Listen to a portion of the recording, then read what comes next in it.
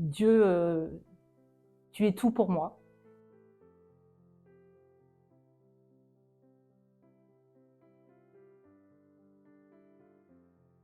Quand on est allé voir le château des Âges, c'est là où est né à Sainte-Jeanne-Élisabeth. Rencontrer encore Sainte-Jeanne-Élisabeth. Le fait de voir de loin les 2 tours que j'ai vues en gravure, en photo, voilà, c'est comme un moment un peu magique où la fiction rejoint la réalité.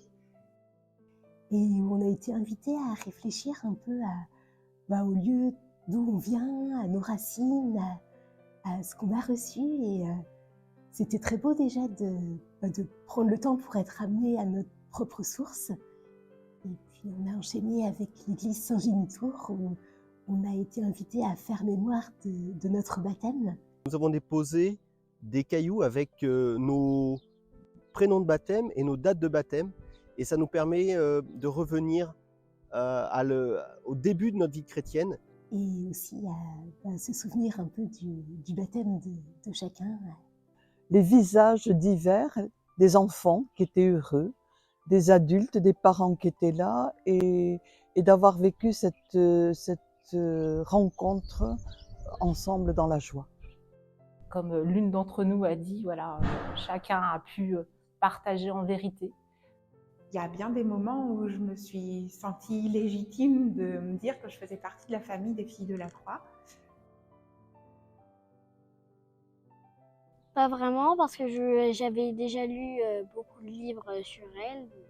Qu'en naissant, elle était pas elle était pas déjà sœur, mais elle était châtelaine. Elle a vécu une vraie conversion pour devenir fille de la Croix au niveau vestimentaire, au niveau style de vie. Et ça a dû être vraiment quelque chose de très fort à l'intérieur d'elle. Alors, j'ai appris d'Élisabeth que même si elle avait grandi dans un milieu extrêmement privilégié, en fait, ses parents lui ont transmis les valeurs d'ouverture aux autres. Et c'est une femme concrète qui a des racines, et le temps que nous avons vécu m'a renvoyé à mes propres racines. Elle a été préparée pour l'œuvre de Dieu, pour devenir fille de la croix. Dieu, je t'aime. Voilà, Dieu, tu es tout pour moi. Et je suis très heureuse de ce que tu fais en moi, de ce que tu produis par moi. Je suis très heureuse aussi d'être témoin de ce que tu fais dans les autres et ce que tu produis par les autres.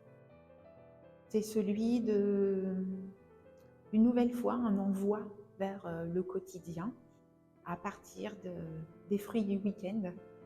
Et voilà, j'ai envie de retenir cette phrase de l'Évangile, demeurez en moi comme je demeure en vous.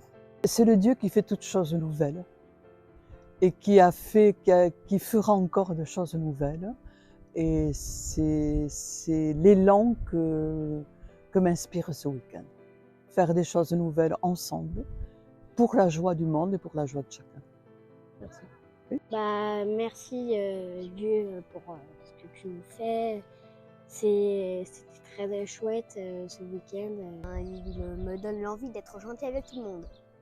Un Dieu qui se dit dans cette simplicité, dans les rencontres. Et un Dieu qui vient pas de haut, qui nous surplombe pas, mais qui se fait tout petit et qui se donne dans des choses toutes simples. Un morceau de pain, de la crèche, de la croix, de l'autel.